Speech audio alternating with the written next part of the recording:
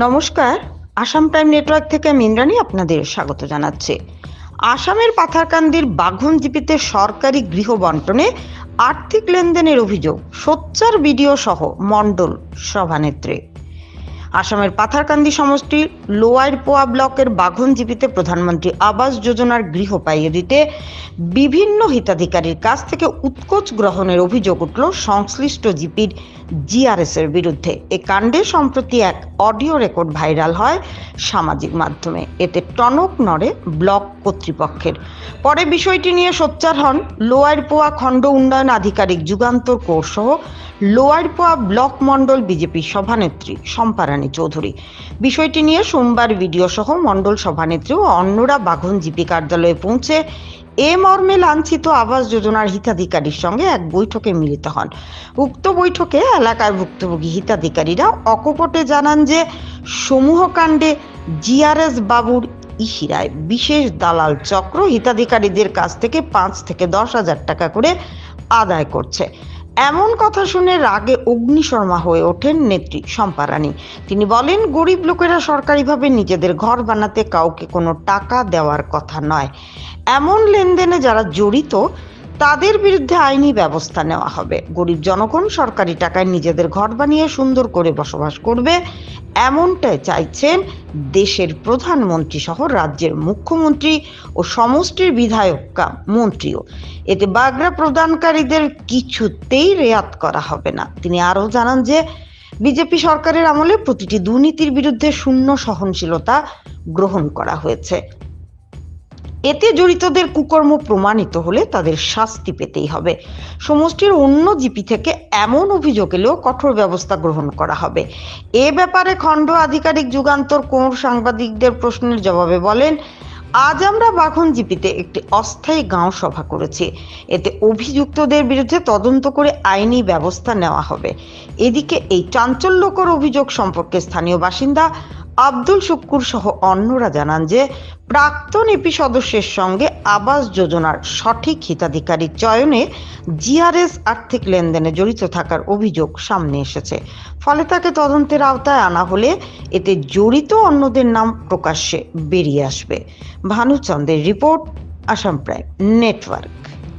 जो अभियोग रहे थे जिआरएस विरुद्ध विषय की बोलते हैं? देखिए, अभी जो आज इधर आया इसलिए लोगों को बुला के काइंड ऑफ टेम्पोरेरी गांव सभा बुलाया। लोगों से कंप्लेन बहुत मिला है। अभी हम लोग ये इंक्वायरी करेंगे जीआरएस का सच में वो गड़बड़ी किया है नहीं किया है। ठीक है, अभी ये लोगों ने तो बोला है, फिर इंक्वायरी करने के बाद वो सब देखना पड़ेगा कि सच में किया है कि नहीं किया है। ये कौन जीपी का इंसिडेंट? ये बागन जीपी का है। जीआरएस कौन है? जीआरएस रतन कुर्मी है। तो हम लोग अभी ये इंक्वायरी करेंगे और हम लोग ये भी देखेंगे कि अभी जो नया घर आएगा उसके लिए हम लोग पूरा प्रॉपर एक्शन लेंगे कि ये पूरा सही, कहीं कभी भी ये पैसा वैसे का खेल ना हो।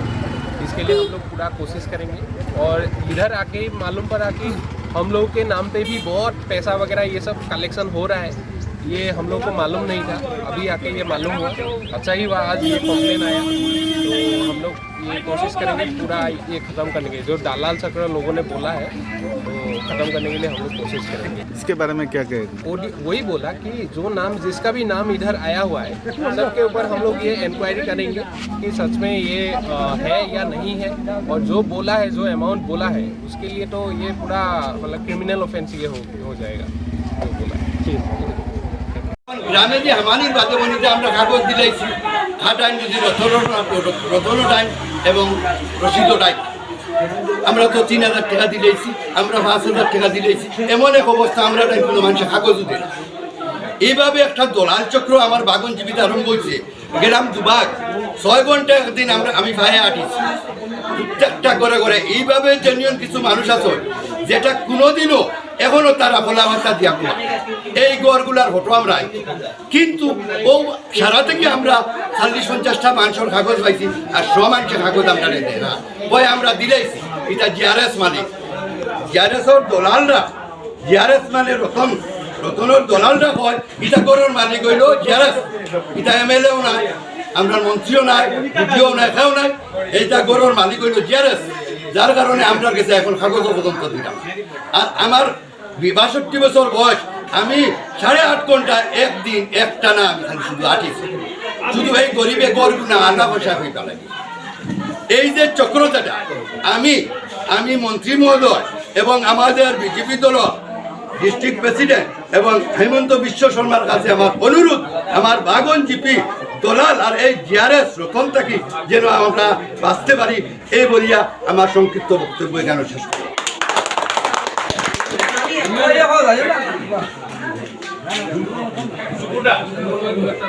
ইলেকশনের সঙ্গে বিজেপির হাত এরা কংগ্রেসের ইয়ে করে ইউডিএ করে ইয়ে করে, কিন্তু এরপরে দেখা যায় যে বিজেপির কার্যকর্তা দ্বারা এরা কিছু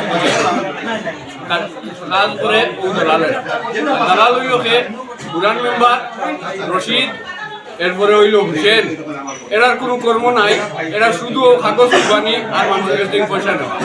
এরারে যাতে এরার পুরো প্রিয় হয়, ন্যায্য বিচার হয়, ওখানে আমরা মন্ত্রীর কাছে চাই, আর আমরা হেমন্ত বিশ্ব শর্মার কাছে চাই।